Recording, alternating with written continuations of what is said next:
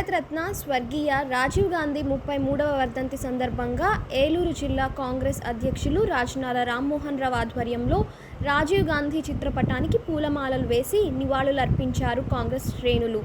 ఈ సందర్భంగా రాజనాల మాట్లాడుతూ దేశభక్తులకు దేశ అభివృద్ధికి భారతదేశంలో మొట్టమొదటిగా ఇంటర్నెట్ పరిచయం చేసి దేశంలో ఈరోజు టెక్నాలజీ రంగంలో ఇంత ముందులో మన దేశం ఉండటానికి ఎంతో కృషి చేశారని ఆయన సేవల్ని కొనియాడారు.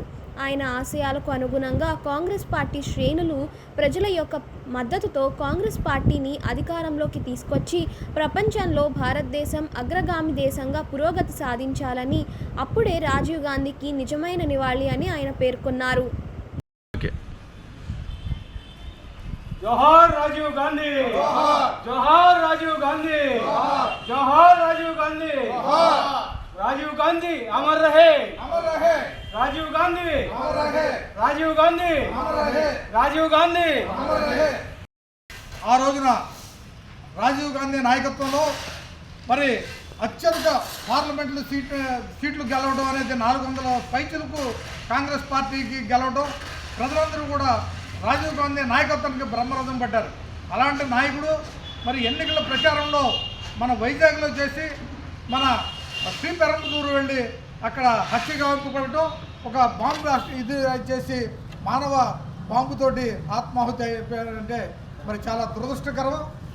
రాజీవ్ గాంధీ ఈ దేశాన్ని 21వ శతాబ్దంలో తీసుకువెళ్ళడానికి ఇవాళ మనం వాడుతున్నటువంటి ఈ కంప్యూటర్ రంగం అంతా కూడా ఆ రోజున సైన్స్ అండ్ టెక్నాలజీని ప్రత్యేకమైన ఒక శాఖను కేటాయించి దేశాభివృద్ధికి యువతకి ఎక్కువ ప్రాముఖ్యత కల్పించాలని చేసినటువంటి నాయకుడు మన రాజీవ్ గాంధీ. అలాంటి నాయకుడిని మరి ఆ రోజున హత్య గావింపబడ్డాక మరి ఈ దేశం పరిస్థితి ఆ రోజున మరి గ్రామ స్థాయి నుంచి పార్టీని బలోపేతం చేయాలి, గ్రామాల్లో అభివృద్ధి చెందితేనే దేశాభివృద్ధి జరుగుతుంది, గ్రామ స్వరాజ్యం ఏదైతే మహాత్మా గాంధీ గారు కళ్ళకన్నారో దానికి మరి ఆ రోజున డైరెక్ట్గా ఢిల్లీ నుండి నిధులు నేరుగా పంచాయతీలకు రావడం అనేది రాజీవ్ గాంధీ గారి 74వ రాజ్యాంగ సవరణ ద్వారా రావడం జరిగింది.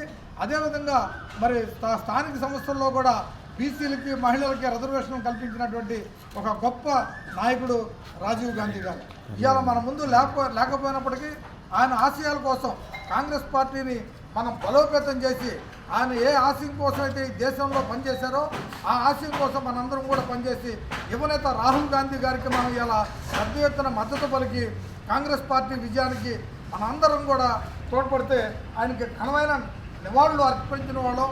ఆయన ఆత్మశాంతి కలగాలంటే ఈ దేశం సుఖ సంతోషాలతో ప్రజలందరూ కూడా ఆనందంగా ఉండి యువతకి పెద్ద ఎత్తున ప్రాధాన్యత కల్పించాలనేదే రాజీవ్ గాంధీ గారి కన్న కల్లో.